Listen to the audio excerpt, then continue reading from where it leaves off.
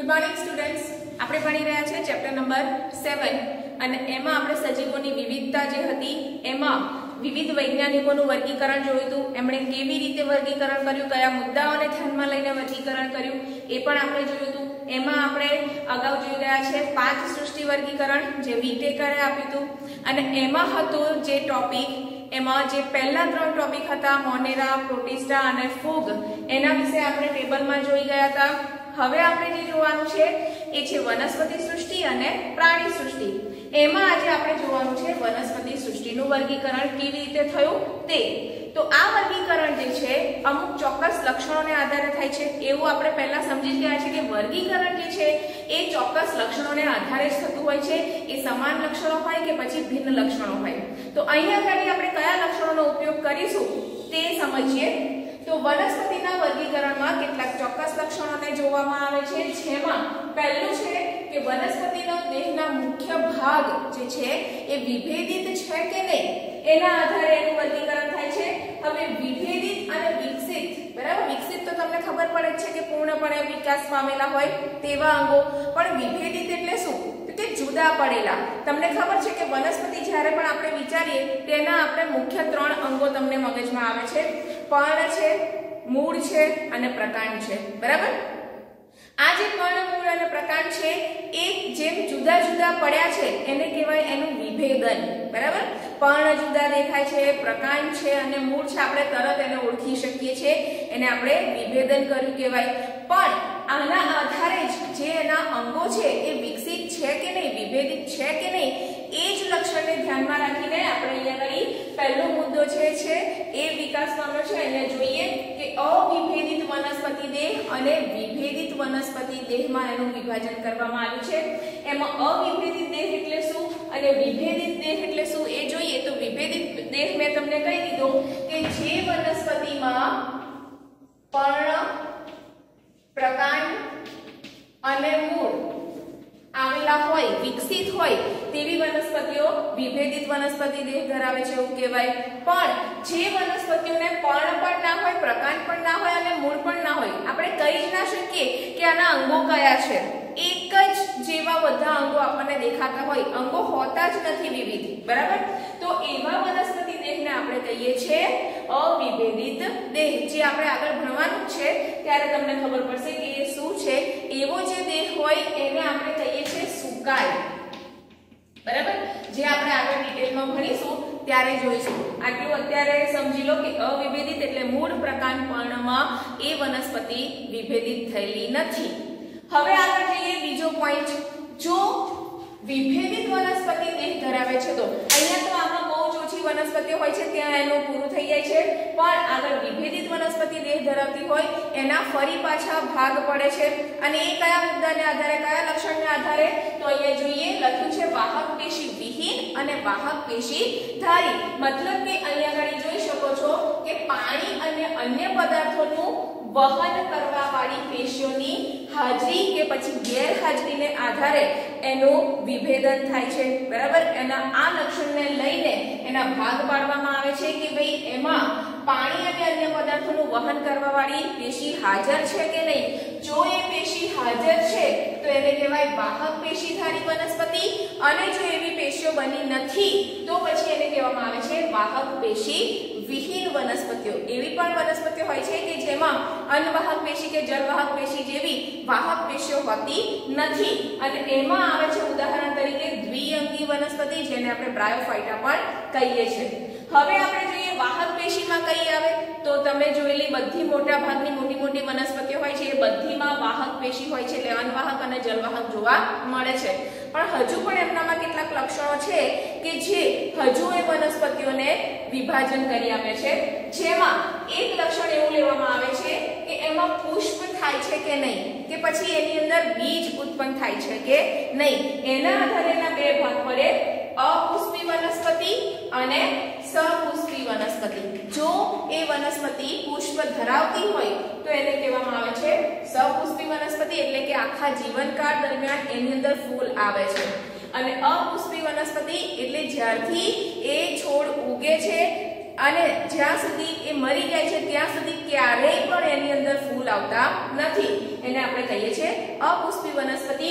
અને જો ફૂલ નથી આવતા તો એની અંદર બીજ પણ ઉત્પન્ન થતા નથી. એટલા માટે એને કહેવામાં આવે છે બીજ ઉત્પાદન ના કરતી વનસ્પતિઓ. અને જેને પુષ્પ આવે છે, સપુષ્પી વનસ્પતિ છે, એમાં બીજ ઉત્પન્ન થાય છે, એટલે કે એ બીજ ઉત્પાદન કરે છે.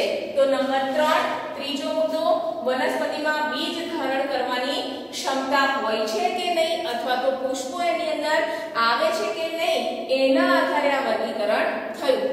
ચોથો મુદ્દો આપણે લઈએ કે એની અંદર બીજ ધારણની ક્ષમતા હોય તો એ બીજ ફળની અંદર વિકાસ પામે છે કે પછી ફળ હોતું જ નથી, અથવા તો ફળની બહાર વિકાસ પામે છે, એના આધારે એના ભાગ પડે છે. તો જોઈએ, સપુષ્પી વનસ્પતિ એટલે બીજ ઉત્પન્ન કરશે, પણ બીજ પણ બે પ્રકારના ઉત્પન્ન કરશે. એક હશે ફળોમાં આવૃત બીજ, એટલે કે બીજ હોય અને એની આજુબાજુ ફળનું આવરણ હોય. તમે કેરી જોઈ છે, એનું બીજ ક્યાં હોય છે? અંદર હોય છે ને, અને એની ઉપર પછી કેરી હોય છે જે આપણે ખાઈએ છીએ, અને અંદરનો ગોટલો એનું બીજ છે, બરાબર? તો એ ફળથી આવૃત બીજ છે. જ્યારે અહીંયા આગળ અપુષ્પી વનસ્પતિ જે છે એ તો બીજ ઉત્પન્ન કરતી જ નથી. સપુષ્પી વનસ્પતિમાં ફળમાં આવૃત બીજ ઉત્પન્ન થાય. તો આવૃત બીજધારી વનસ્પતિ, અને જો એની અંદર બીજ ખુલ્લા હોય છે, આપણને ચોખ્ખા ખુલ્લા જ દેખાય વનસ્પતિ ઉપર બીજ, એની પર કોઈ ફળનું આવરણ ના હોય, તો એને કહેવામાં આવે છે અનાવૃત બીજધારી વનસ્પતિ. અપુષ્પીમાં ઉદાહરણ છે ત્રિઅંગી વનસ્પતિઓ, જેને આપણે કહીએ છીએ ટેરિડોફાઇટા. અને અનાવૃત બીજધારી વનસ્પતિમાં બીજા કેટલાક ઉદાહરણ હોય છે, જેમ કે સાયકસ અને પાઇનસ છે, એ આપણે આગળ ભણવાનું છે. તો અનાવૃત બીજધારી વનસ્પતિ, જેને આપણે કહીએ છીએ જિમ્નોસ્પર્મ. અહીંયાથી આ પૂરું થઈ જાય છે. હવે આપણે જોઈએ ફળમાં બીજ આવૃત છે એવી વનસ્પતિના બીજ છે એ પણ પાછી વિવિધતા ધરાવે છે. જોઈએ એનો આગળનો મુદ્દો કે વિકસિત બીજ કેટલા બીજપત્રો ધરાવે છે. હવે ફળથી આવૃત જે બીજ હતા એ પાછા બે પ્રકારના હોય છે.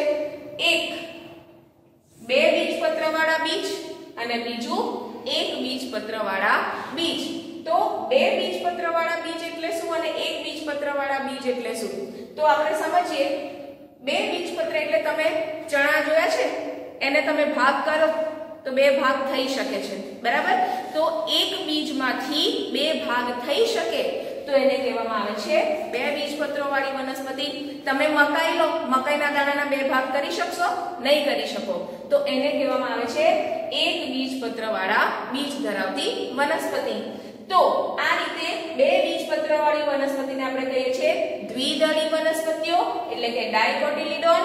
અને એક બીજપત્રવાળા બીજ ધરાવતી વનસ્પતિને આપણે કહીએ છીએ એકદળી વનસ્પતિ, એટલે કે મોનોકોટિલિડોન, બરાબર? તો આ રીતે આ બધા લક્ષણોને આધારે વનસ્પતિઓનું વર્ગીકરણ થાય છે. ફરી એક વખત જોઈ લઈએ.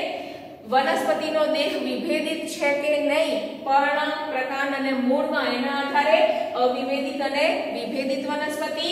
પછી એની અંદર વાહક પેશીઓ છે કે નહીં, એના આધારે વાહક પેશી વિહીન અને વાહક પેશી ધારી.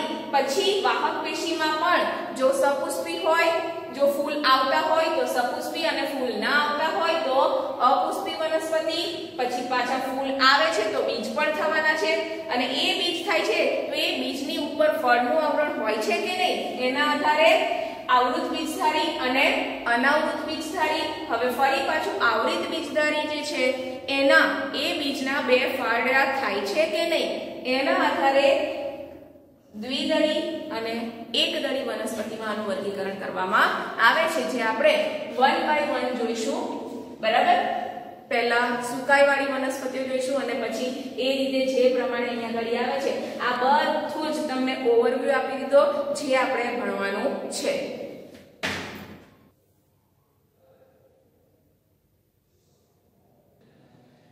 તો જોઈએ અહીંયા આગળ વનસ્પતિમાં પહેલું જે આપણે જોયું હતું એના દેહના આધારે જે એના પ્રકાર પડે છે તે સુકાયક દેહ જેનો ધરાવે છે તે, એટલે કે સૌથી નાનામાં નાના પ્રકારની વનસ્પતિઓની આપણે વાત કરીએ, સૂક્ષ્મ વનસ્પતિઓની આપણે વાત કરીએ, આ વનસ્પતિઓ બહુકોષીય જ છે. આપણે વનસ્પતિની વાત કરી હતી ત્યારે જોયું હતું કે એ સુકોષ કેન્દ્રીય છે. મોનેરા સિવાયના બધા જ સજીવો સુકોષ કેન્દ્રીય છે, એટલે આ વનસ્પતિઓ છે એ પણ સુકોષ કેન્દ્રીય છે. બીજું, એ કોષ દિવાલ ધરાવે છે. દરેક વનસ્પતિ કોષ દિવાલ ધરાવે છે. એ પેશીય સંરચના પણ ધરાવે છે અને હરિત દ્રવ્ય ધરાવે છે. એટલા માટે આપણે એને કહીએ છીએ કે એ સ્વયંપોષી છે, પોતે પોતાનો ખોરાક બનાવે છે, એ પ્રકાશ સંશ્લેષણ કરે છે. એટલા માટે તો આપણે એને વનસ્પતિ કહી હતી. પણ અહીંયા ઘણી આપણે એવી વનસ્પતિઓ જોવાની છે કે જે આપણને જોઈને વનસ્પતિ જેવી લાગતી નથી, પણ તેમ છતાં એ વનસ્પતિના લક્ષણો ધરાવે છે, એટલે એને વનસ્પતિમાં મૂકવામાં આવી છે. તો પહેલું આપણે જોઈએ એકાંગી વનસ્પતિ. બરાબર, એકાંગી વનસ્પતિ જે છે એને સુકાઈ પણ કહેવામાં આવે છે. સુકાઈ એટલા માટે કારણ કે એ વનસ્પતિનો જે દેહ છે એમાં કોઈ જ પ્રકારના મૂળ, પ્રકાંડ કે પર્ણમાં વિભેદન જોવા મળતું નથી. અહીંયા છે લખેલો પોઈન્ટ કે આ વનસ્પતિની શરીર રચનામાં વિભેદીકરણ જોવા મળતું નથી. એટલે કે એ સજીવ જે છે અહીંયા તમે જોઈ શકો છો આ રીતનો ના મૂળ હોય, ના પ્રકાંડ હોય, ના પર્ણ હોય, એક જ સજીવ, એક જ કોષ જેવું આપણને લાગે. બહુ બધા કોષોનો ઢગલો હોય એવું આપણને લાગે. બરાબર, તેમ છતાં આ વનસ્પતિ છે એટલે આપણે જોયું કે મૂળ, પ્રકાંડ કે પર્ણ જેવા અંગો હોતા નથી અને એ મોટા ભાગે પાણીમાં જોવા મળે છે. આ બધી જ વનસ્પતિ પાણીમાં જોવા મળે છે. એટલા માટે આપણે એને કહીએ છીએ લીલ. હવે તમને ખ્યાલ આવ્યો છે, લીલ જોઈ છે ને? કોઈ દિવસ લીલને પ્રકાંડ જોયું તમે? મૂળ જોયા નથી? જોયા ને? એમાં તમે એના પર્ણ, પ્રકાંડ કે મૂળ કશું જ જોયું નથી. તો એ જે લીલ છે એને જ આપણે કહીએ છીએ એકાંગી. એક જ અંગ, જે ગણો તે, મૂળ ગણો તોય, પ્રકાંડ ગણો તોય, પર્ણ ગણો તોય, એક જ અંગ એની અંદર આવેલું છે. એટલા માટે એને આપણે સુકાઈ કહીએ છીએ. અહીંયા કેટલાક ઉદાહરણ તમને આપ્યા છે, એમાં પણ જુઓ. અહીંયા તમને આપેલું છે યુલોથિક્સ. અહીંયા ખાલી કોષોનો તંતુ જેવી રચના છે, કોઈ જગ્યાએ મુખ્ય ભાગ વનસ્પતિના પડતા નથી, માત્ર તંતુ જેવું છે. અહીંયા પણ માત્ર તંતુ જેવું છે, ક્લેડોફોરા. બરાબર, આ તો ખાલી પર્ણ જેવું જ લાગે છે. બરાબર, તો એ છે અલ્વા. આ છે સ્પાઇરોગાયરા. એ પણ કોષો ભેગા થઈને એક લાંબો તંતુ જેવી જ રચના બનાવે છે. એમાં પણ મૂળ, પ્રકાંડ, પર્ણ છે નહીં. અને આ છે કારા. તમને એવું લાગે કે આ એના પર્ણ છે, તો પ્રકાંડ ક્યાં છે? નથી હોતા. બરાબર, તો આ જે છે વનસ્પતિઓ એ વિભેદિત થયેલી છે નહીં. એની અંદર કોષ દિવાલ જોવા મળે છે, હરિતકણ પણ જોવા મળે છે, એટલે એને વનસ્પતિમાં મૂકવામાં આવે છે. એની અંદર કોષ કેન્દ્ર અને કોષરસ પણ જોવા મળે છે. તો આ રીતે એકાંગી આપણે જોઈ લીધું. હવે આપણે જોઈએ દ્વિઅંગી વનસ્પતિ. દ્વિઅંગી વનસ્પતિ એટલે શું? દ્વિ એટલે બે અંગ ધરાવતી હોય એવી વનસ્પતિ. આજે સુકાઈ હતું એવું નહીં, આમાં હવે ભાગ પડે છે, વિભેદીકરણ થાય છે. અને કયા કયા બે ભાગ પડતા હશે એની ચર્ચા કરીએ તો પ્રકાંડ અને પર્ણ. આમાં બે ભાગ પડે છે, પ્રકાંડ અને પર્ણ. એમાં મૂળ હજુ પણ જોવા મળતા નથી. એ પણ લગભગ પાણીમાં જ જોવા મળતી હોય છે. એ ઉભયજીવી છે, પાણીમાં પણ જોવા મળે મોટા ભાગે અને જમીન પર પણ જોવા મળે, એટલે એને આપણે ઉભયજીવી પણ કહી શકીએ છીએ. પથ્થરો પર તમને જોવા મળે. એના એક ભાગથી બીજા ભાગ સુધી પાણીનું વહન કરવા માટે હજુ સુધી વાહક પેશીઓની રચના થઈ નથી. એટલે કે એમાં જલવાહક પેશી જેવું કશું હોતું નથી, કારણ કે આ બધી વનસ્પતિઓ છે બહુ જ નાની નાની છે. એમાં દબાણ દ્વારા પાણી ઉપર જઈ શકે છે, એમાં વાહક પેશીની હજુ જરૂર પડતી નથી. બહુ જ સામાન્ય કક્ષાની આ વનસ્પતિઓ છે. એટલે અહીંયા ઘડી તમે જુઓ તો પ્રકાંડ અને પર્ણ. બરાબર, પ્રકાંડ અને પર્ણ. આ તમને એવું લાગશે કે આ શું કર્યું છે, આ તો ખાલી ગોળ છે, પણ તમે રિયલમાં જુઓ તો આ પર્ણની રચના કરે છે, વચ્ચેથી કોષ કેન્દ્ર અને અંદરથી પ્રકાંડની રચના થાય છે. આ બરાબર, તો બે જ ભાગ પ્રકાંડ અને પર્ણ બનાવતી જે વનસ્પતિઓ છે એને આપણે કહીએ છીએ દ્વિઅંગી વનસ્પતિ. અને આમાં પણ હરિતકણો આવેલા હોય છે, કોષ દિવાલ આવેલી હોય છે. એટલા માટે આને આપણે વનસ્પતિ સૃષ્ટિમાં મૂકવામાં આવે છે. હજુ પણ એક વનસ્પતિ છે આના કરતા આગળ, એ આપણે જોવાની છે ત્રિઅંગી વનસ્પતિઓ, એટલે કે 3 અંગ ધરાવતી વનસ્પતિઓ. તો આ ત્રિઅંગી વનસ્પતિઓ જોઈએ એ પહેલા આજે મેં તમને બતાવ્યા એના નામ ફરીથી જોઈ લો. આ છે રિક્સિયા, આ છે માર્કેન્શિયા અને આ જે તમને દેખાય છે મસ્ત નાના છોડ જેવું એ છે ફ્યુનારિયા, જેને આપણે કહીએ છીએ શેવાળ. બરાબર, લીલ અને શેવાળમાં ફરક હોય છે. લીલ છે એ એક એકાંગી છે અને શેવાળ છે એ દ્વિઅંગી છે. લાંબા લાંબા દોરા જેવું તમે જ્યારે નદીએ નાહવા ગયા હશો તો કે તમે તળાવમાં જોયું હશે ને ત્યારે તમને જે દોરી જેવી રચનાઓ દેખાય ને એ શેવાળ હોય છે અને જે પથ્થરો ઉપર જ ચોટેલી હોય પાણીની અંદર જ તો એ લીલ હશે. બરાબર. તો શેવાળ અને લીલમાં ફરક છે કારણ કે એ લીલ એ એકાંગી છે અને શેવાળ એ દ્વિઅંગી રચના ધરાવે છે.